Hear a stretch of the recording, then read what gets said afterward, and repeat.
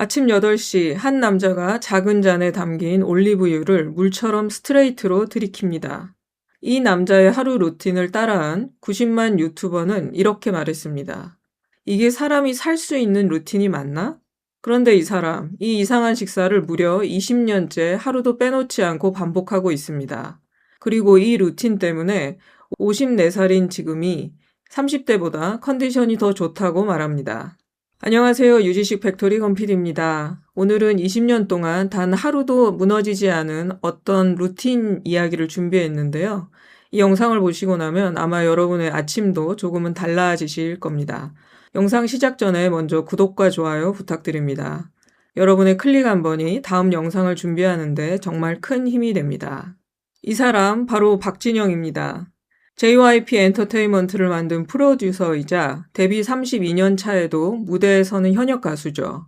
매일 7시 30분 기상, 낮에는 분 단위로 쪼갠 스케줄, 오후 3시 이후부터는 물 말고는 거의 아무것도 안 먹습니다. 근데 이런 완벽한 이미지, 사실 원래 모습과는 정반대였습니다. 그는 원래 심한 아토피 환자였어요. 항상 가려웠고 매일 몸을 긁는 게 일상이었습니다. 병원을 다녀도 나아지지 않자 그는 직접 공부를 시작했고 결론은 하나였습니다. 좋은 걸 먹으려 하지 말고 몸에 안 좋은 걸 먹지 마라. 이 원칙 하나가 20년 루틴의 출발점이 됩니다. 오늘은 박진영의 루틴을 시간 순서대로 따라가면서 하나하나 팩트 체크해 보겠습니다. 진짜 따라해도 되는 습관인지 뭔지 지금부터 같이 가려보시죠. 먼저 기상 시간부터 볼까요? 박진영은 20년째 매일 7시 30분에 일어납니다. 2023년 영국 바이오뱅크에서 6만 명이 넘는 사람을 추적한 연구가 있는데요. 결과가 좀 충격적입니다. 몇 시간을 자느냐보다 매일 같은 시간에 자고 일어나는 규칙성이 더 중요하다는 거예요. 수면 규칙성이 높은 사람은 전체 사망 위험이 최대 48%, 심혈관 대사질환 사망 위험이 최대 57%까지 낮았습니다. 왜 이런 차이가 날까요? 매일 기상시간이 들쭉날쭉하다는 건 몸 입장에서는 매번 다른 시간대로 시차 적응을 새로 하는 것과 비슷합니다. 우리가 해외여행을 갔다 오면 며칠은 피곤하고 컨디션이 무너지잖아요. 근데 기상시간이 매일 바뀌는 사람은 그 시차 적응을 매일 반복하고 있는 셈이에요. 몸속 장기들은 각자 정해진 시간표에 맞춰서 호르몬을 내보내고 대사를 조절하는데 그 시간표가 매일 바뀌면 장기들끼리 손발이 안 맞게 되는 거죠. 이건 습관이 아니라 진짜 과학입니다. 다음은 기상 직후 영어 단어 20개 암기입니다. 결론부터 말씀드리면 타이밍 자체는 최선이 아닙니다. 잠에서 깬 직후에는 수면 관성이라는 게 있어서 뇌가 완전히 깨어나기까지 15분에서 30분 정도 인지 기능이 떨어져 있거든요. 눈 뜨자마자 외우는 단어가 최고 효율로 외워지는 건 아니라는 얘기입니다. 그런데 여기서 중요한 게 있습니다. 학습 효율만 따지면 조금 손해지만 매일 거르지 않고 반복한다는 습관 형성 측면에서는 오히려 최적의 선택일 수 있습니다. 기상이라는 확실한 트리거에 암기를 딱 붙여놓으면 실천율 자체가 확 올라가거든요. 이건 반은 맞고 반은 절충인 셈입니다. 세 번째, 매일 몸무게 체크. 이건 실제로 체중 감량에 성공한 사람들의 공통된 습관입니다. 13kg 이상 감량하고 1년 이상 유지한 사람들을 추적한 미국의 등록 연구에서 체중을 자주 잴수록 체질량 지수가 더 낮게 나타났고요. 매일 체중을 재고 피드백을 받은 그룹이 대조군보다 유의미하게 더 많이 감량했다는 실험 결과도 있습니다. 다만 주의할 게 있어요. 체중은 수분이나 나트륨, 호르몬 주기에 따라 하루에도 1에서 2kg씩 오르고 내립니다. 20년 동안 무덤덤해진 박진영한텐 괜찮겠지만 처음 시작하는 분이라면 하루의 숫자보다 일주일 흐름으로 보시는 걸 추천드립니다. 기상 직후 루틴에 대해서 AI를 통해 별점을 매겨봤는데요. 매일 같은 시간에 일어나는 습관은 별 5개 만점에 5개. 근거가 제일 탄탄했습니다. 기상 직후 암기는 별 3개. 타이밍은 최선이 아니지만 습관으로 굳히는데 나쁘지 않았고요. 매일 몸무게 체크는 별 4개. 확실한 습관이지만 숫자에 너무 매몰되지만 않으면 됩니다. 자, 이제 진짜 화제가 됐던 아침 식사로 넘어가 볼까요? 박진영의 아침 식사는 올리브유를 먼저 마시고 그릭 요거트에 견과류랑 제철 과일을 얹어 먹고 영양제로 마무리합니다. 올리브유 자체부터 짚고 넘어가야 할 것 같아요. 결론부터 말씀드리면 올리브유 자체는 확실히 근거 있는 건강 식재료입니다. 엑스트라 버진 올리브유에 풍부한 올레산이라는 불포화 지방산이 염증을 줄이고 심혈관 질환 위험을 낮추는데 도움을 준다고 알려져 있고요. 폴리페놀이라는 항산화 성분도 있는데 이게 나쁜 콜레스테롤이 산화되는 걸 억제합니다. 지중해식 식단이 심혈관에 좋다고 알려진 것도 상당 부분 이 올리브유 덕분입니다. 다만 올리브유라고 다 같은 올리브유가 아닙니다. 산도 수준이 낮을수록 품질이 좋은데 시중에는 이 기준을 넘는 저품질 제품도 많습니다. 온도와 빛에 약해서 산패도 잘 되고요. 박진영이 방송에서 좋고 신선한 올리브 오일일수록 오히려 알싸한 맛이 난다고 언급했던 것도 이 맥락입니다. 제가 위의 조건에 해당하는 올리브유 중 가성비가 괜찮은 것을 찾아봤는데요. 설명란과 고정 댓글의 링크를 확인해 보시면 되겠습니다. 그릭 요거트는 수분을 거르는 과정 덕분에 일반 요거트보다 단백질 함량이 훨씬 높고 유산균까지 들어있어서 근육 유지와 장 건강을 동시에 챙깁니다. 견과류도 마찬가지입니다. 한 매체가 인용한 하버드 공중보건대학원 관련 연구에 따르면 하루 28g 정도의 견과류 섭취가 심혈관 질환 위험을 21% 낮추는 것과 연관이 있다고 합니다. 다만 손바닥 한 줌을 넘기면 열량이 금방 쌓이니 양 조절은 필수고요. 여기에 제철 과일까지 더하면 자연 상태의 당분과 식이섬유, 비타민을 함께 챙기는 구성이 완성됩니다. 이제 확실하게 근거가 탄탄한 습관 하나, 설탕과 액상과당을 철저히 피하는 겁니다. 박진영은 이걸 주름의 원인이라고 표현했는데 이거 진짜입니다. 당분이 몸에 들어가면 단백질이랑 결합해서 최종 당화 산물을 만드는데 이게 피부 속 콜라겐과 엘라스틴을 딱딱하게 만들어서 탄력을 떨어뜨리고 주름을 유발합니다. 실제 연구에서는 하루 설탕 섭취량이 1g 늘어날 때마다 생물학적 나이가 약 일주일씩 늙는다는 연구 결과도 나왔습니다. 설탕 안 먹어서 주름이 없다는 박진영의 말. 이건 근거 있는 얘기입니다. 아까 올리브유 얘기할 때 추가해야 되는 부분이 있는데요. 기름에 열을 가하지 않고 쓰는 습관은 굉장히 좋다고 합니다. 올리브유는 발연점이 180도로 낮아서 튀김보다는 무침에 쓰는 게 맞고요. 식물성 기름을 고온에서 오래 가열하면 발암물질인 알데히드가 생기고 가열 시간이 늘어날수록 트랜스 지방도 같이 늘어난다는 연구 결과도 있습니다. 냉압착 오일 원칙은 건강에 꼭 필요해 보입니다. 식사 후 정해진 시간에 화장실 가는 것도 대장 운동이 활발해지는 반사를 몸이 학습하는 합리적인 습관입니다. 결국 오전 식사 루틴을 관통하는 키워드는 하나입니다. 규칙성. 기상도, 배변도, 몸무게 체크도, 심지어 아침 메뉴까지 다 같은 원리로 돌아가고 있는 거예요. 박진영의 유기농 원칙은 냉장고 하나만 봐도 드러납니다. 예능 프로그램에서 냉장고를 공개했는데 고기, 채소, 조미료까지 전부 유기농이었습니다. 그리고 이 원칙, 본인만 지키는 게 아니었습니다. 회사 구내식당 식용유까지 전부 유기농으로 바꿨다고 밝혔는데 이유가 이렇습니다. 저만 좋은 거 먹으면 직원분들 얼굴을 못 보겠는 거예요. 자기 관리를 넘어서 원칙 자체를 회사 전체로 확장한 셈이죠. 아침 식사 파트는 항목이 꽤 많았죠. 여기도 한번 AI로 별점을 매겨봤는데요. 올리브유 자체는 별 5개, 흠잡을 데 없는 건강식이었고요. 그릭 요거트와 견과류, 제철 과일도 별 5개로 나란히 합격점을 받았습니다. 설탕과 액상과당을 피하는 습관 역시 별 5개, 오늘 짚은 항목 중에서도 근거가 가장 확실했던 부분입니다. 자, 이제 아침 식사가 끝나면 이어지는 오전 루틴으로 넘어가 보겠습니다. 스트레칭 30분, 발성 연습 15분, 운동 약 2시간, 그리고 마무리 스트레칭까지. 먼저 스트레칭입니다. 허리를 돌리고 몸을 꼬는 필라테스식 동작인데 신장 운동은 혈액순환을 원활하게 하고 피로 물질을 제거하는 역할을 합니다.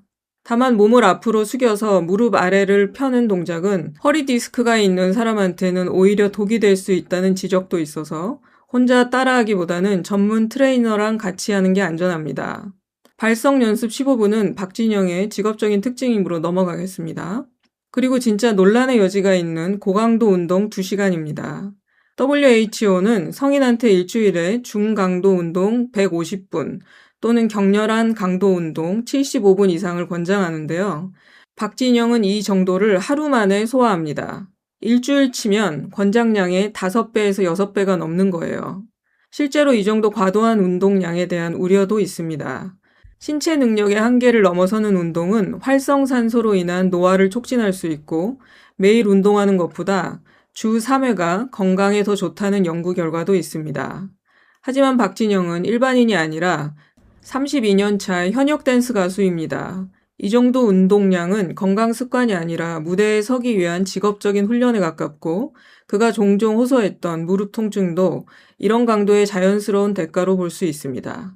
마무리 스트레칭은 근거가 명확합니다. 격한 운동 직후 갑자기 멈추면 혈액이 다리 쪽에 몰려 어지럼증이 생길 수 있는데 쿨다운이 심박수를 서서히 낮춰서 이걸 방지해 줍니다. 오전 루틴 전체를 보면 절반은 우리도 따라할 만한 습관이고 절반은 박진영이니까 가능한 프로의 영역이었던 거죠. 그리고 여기에 하나 더, 바로 발가락 양발입니다. 한때 무좀 양말이라는 별명으로 놀림받던 그 양말, 바로 맞습니다. 최근엔 배우 류혜영 씨도 같은 이유로 발가락 양말을 신기 시작했다고 밝히면서 동시에 화제가 됐습니다. 근데 그가 이 양말을 추천하면서 든 근거가 좀 의외입니다. 로봇 얘기를 꺼냈거든요.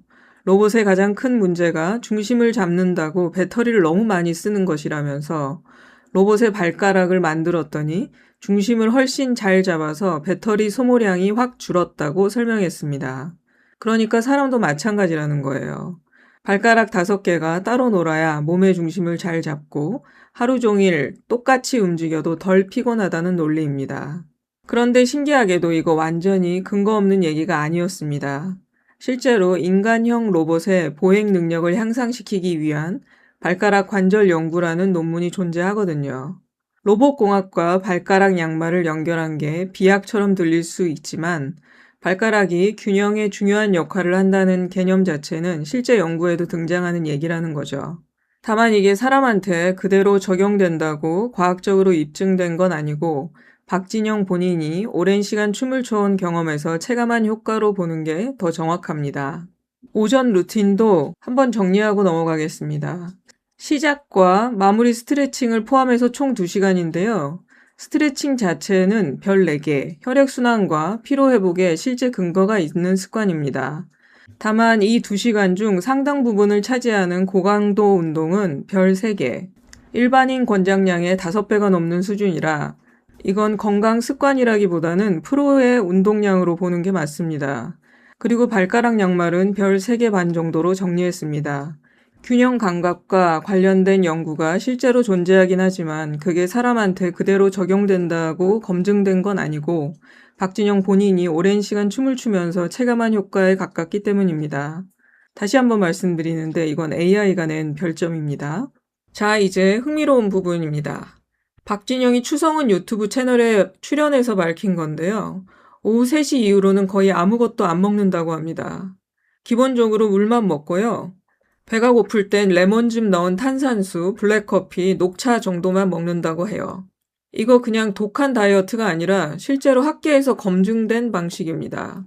2022년 미국 의학회지 JAMA에 실린 연구를 보면 오전 7시부터 오후 3시까지 8시간만 먹고 나머지는 금식하는 이른 시간 제한 시기가 12시간 넘게 자유롭게 먹는 그룹보다 체중, 혈압은 물론 우울감과 활력 같은 기분 지표까지 더 좋게 나왔습니다. 인슐린 민감도 같은 대사 리듬이 아침에 최고조라 늦게 먹는 것보다 일찍 끊는 게 유리하다는 겁니다. 말이 좀 어렵죠? 쉽게 말하면 같은 간헐적 단식을 하더라도 아침에 먹고 오후 저녁을 굶는 쪽이 몸에 더 유리하다는 거예요. 총 굶는 시간이 똑같아도 언제 굶느냐에 따라서 결과가 달라진다는 거죠. 간단하게 얘기하면 아침을 먹고요. 그냥 쭉 굶으란 얘기입니다. 그 시간에 마신다는 블랙커피랑 녹차도 한번 볼게요. 카페인은 지방 산화랑 에너지 소비를 늘리고 공복감 자체를 낮춘다는 연구 결과가 있고 녹차의 카테킨 성분도 배고픔 호르몬인 그렐린 관련 유전자 발현을 낮춰서 공복을 견디는 데 도움을 줍니다. 다만 카페인의 반감기는 5시간에서 6시간이라 늦은 오후 커피는 밤에 남아서 수면의 질을 방해할 수 있다는 점을 짚고 넘어가야겠습니다. 내가 12시에 잔다면 6시 이후에 카페인 섭취는 안 된다는 겁니다. 마지막으로 오후 3시 이후 루틴을 AI 별점으로 또 한번 매겨보겠습니다. 3시 이후로 금식하는 이른 시간 제한 시기는 별 5개, 논문으로 확실하게 뒷받침되는 방식이었고요. 블랙커피와 녹차는 둘 다 별 4개, 식욕 억제가 입증됐지만 늦은 카페인은 수면에 영향을 줄 수 있다는 점만 주의하시면 됩니다. 레몬 탄산수는 별 3개 반, 칼로리가 없고 포만감에 도움은 되지만 직접적인 연구는 아직 부족한 편이라고 합니다. 여기까지 쭉 팩트 체크를 해봤는데요. 환갑에도 최고의 무대를 서는 댄스 가수.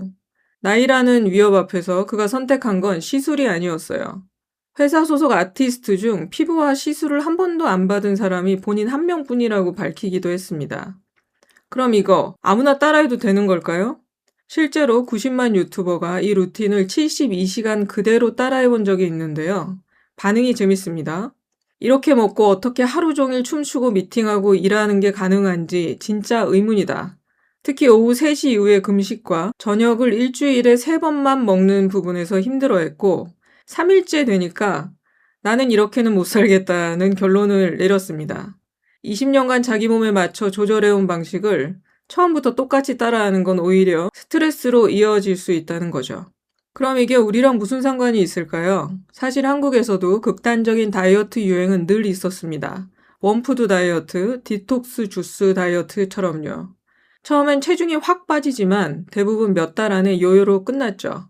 그런데 박진영 방식은 이런 유행과는 결이 좀 다릅니다.